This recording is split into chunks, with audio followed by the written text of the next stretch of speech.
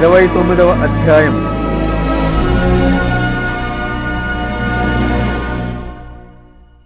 ఎన్నిసార్లు గద్దించినను లోబడని వాడు మరి తిరుగులేకుండా హఠాత్తుగా నాశనమగును. నీతిమంతులు ప్రబలినప్పుడు ప్రజలు సంతోషింతురు. దుష్టుడు ఏలునప్పుడు ప్రజలు నిట్టూర్పులు విడుతురు. జ్ఞానమును ప్రేమించువాడు తన తండ్రిని సంతోషపరచును. వేశ్యలతో సాంగత్యము చేయువాడు అతని ఆస్తిని పాడు చేయును. న్యాయము జరిగించుట వలన రాజు దేశమునకు క్షేమము కలుగజేయును. లంచములు పుచ్చుకొనువాడు దేశమును పాడు చేయును. తన పొరుగువానితో ఇచ్చకములాడువాడు వాని పట్టుకొనుటకు వలవేయువాడు. దుష్టిని మార్గమున బోనులు ఉంచబడును. నీతిమంతుడు సంతోషగానములు చేయును. నీతిమంతుడు బేదల కొరకు న్యాయము విచారించును. దుష్టుడు జ్ఞానము వివేచింపడు. అపహాసకులు పట్టణము తల్లడెల్లజేయుదురు. జ్ఞానులు కోపము చల్లార్చెదరు. జ్ఞాని మూఢునితో వాదించునప్పుడు వాడు ఊరకుండక రేగుతుండును. నరహంతకులు నిర్దోషులను ద్వేషించుదురు. అట్టివారు యథార్థవంతుల ప్రాణము తీయజూతురు. బుద్ధిహీనుడు తన కోపమంతా కనపరుచును.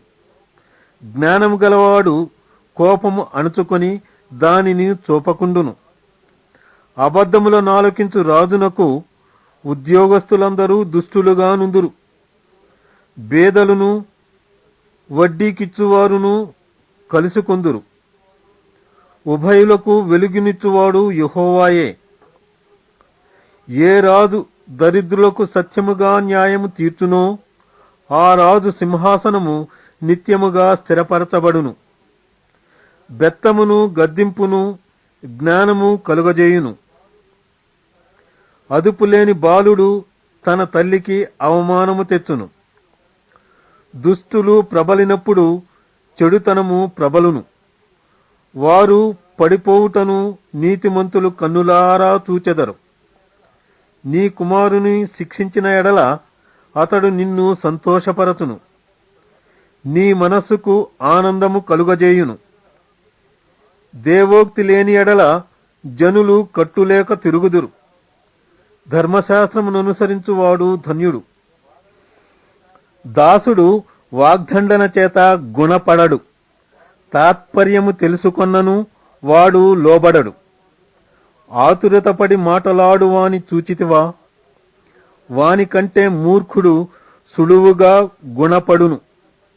ఒకడు తన దాసుని చిన్నప్పటి నుండి గారాభముగా పెంచిన ఎడల తుదిని వాడు కుమారుడుగా ఎంచబడును.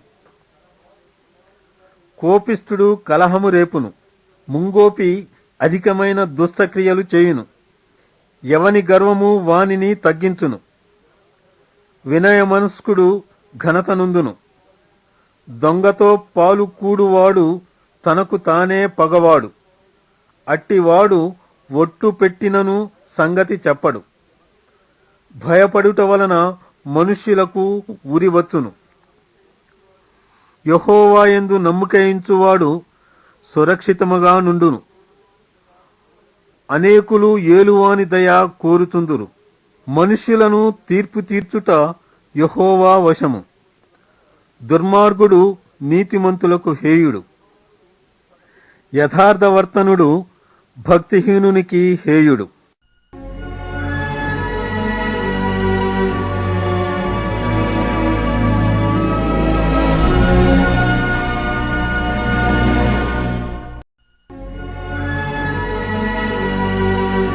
ముప్పైవ అధ్యాయం.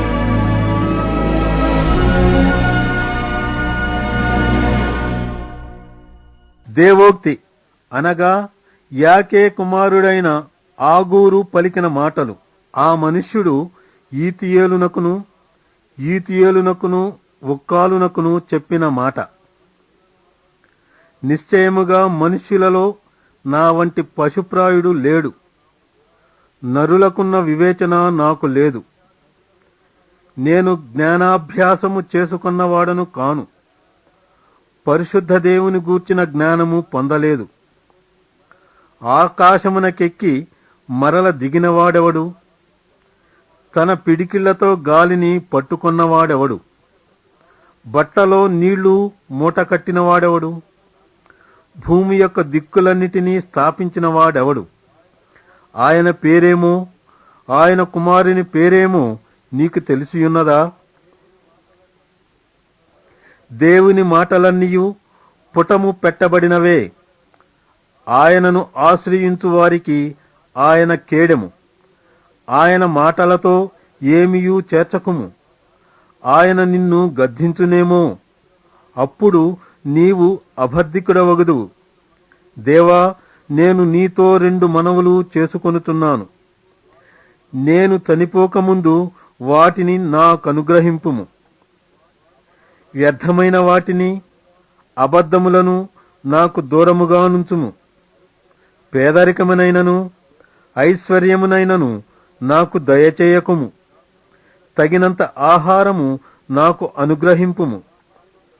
ఎక్కువైన ఎడల నేను కడుపు నిండిన వాడనై నిన్ను విసర్జించి యెహోవా ఎవడని అందునేమో. లేక బేదనై దొంగిలి నా దేవుని నామమును దూషింతునేమో. దాసుని గూర్చి వాని యజమానితో కొండెములు చెప్పకుము. వాడు నిన్ను శపించును. ఒకవేళ నీవు శిక్షార్హుడవగుదువు. తమ తండ్రిని శపించుచు తల్లిని దీవించని తరము కలదు. తమ దృష్టికి తాము శుద్ధులై తమ మాలిన్యము నుండి కడుగబడని వారి తరము కలదు. కన్నులు నెత్తికి వచ్చిన వారి తరము కలగదు. వారి కనురెప్పలు ఎంత పైకెత్తబడి ఉన్నవి!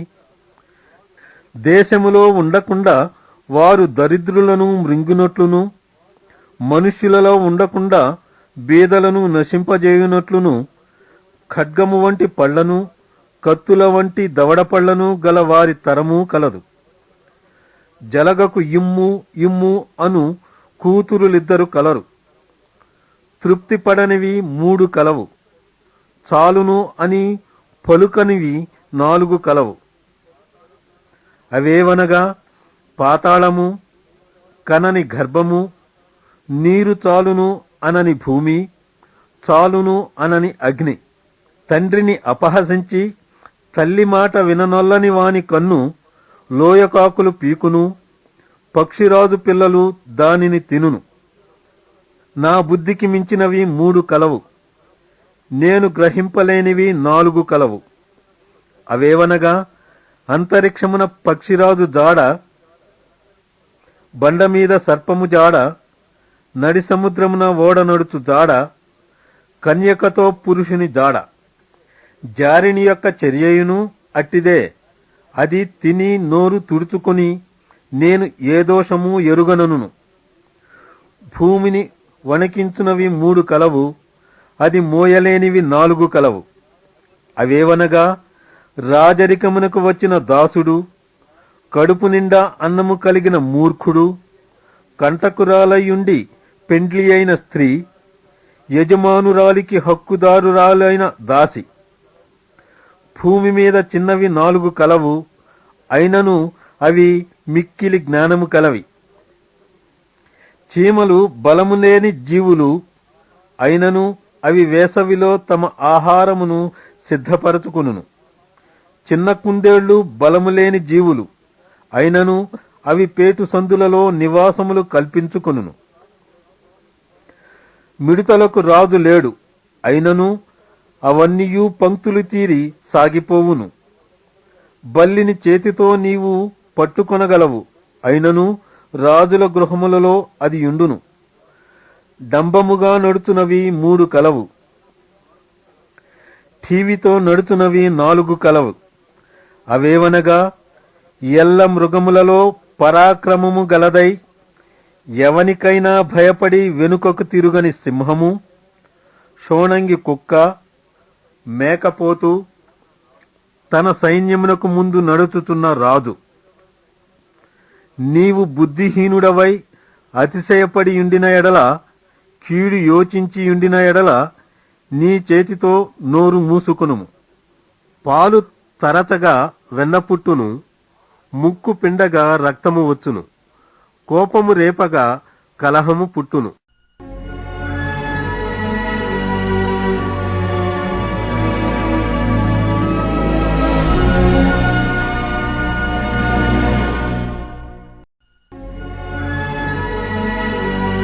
ముప్పై 31వ అధ్యాయం.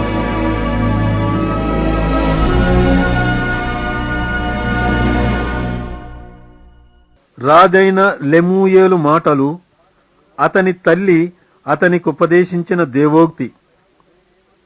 నా కుమారుడా, నేనేమందును? నేను కన్న కుమారుడా, నేనేమందును? నా మ్రొక్కులు మ్రొక్కి కనిన కుమారుడా, నేనేమందును? నీ బలమును స్త్రీలకియ్యకుము, రాజులను నశింపజేయు స్త్రీలతో సహవాసము చేయకుము.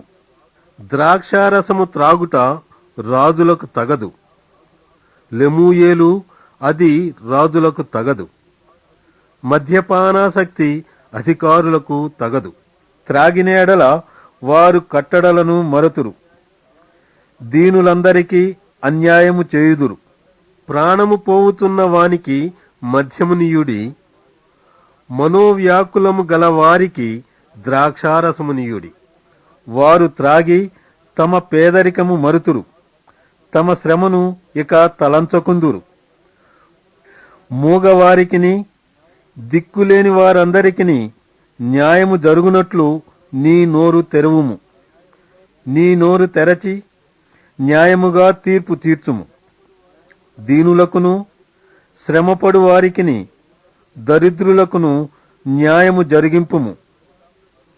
గుణవతి అయిన భార్య దొరుకుట అరుదు, అట్టిది ముత్యము కంటే అమూల్యమైనది.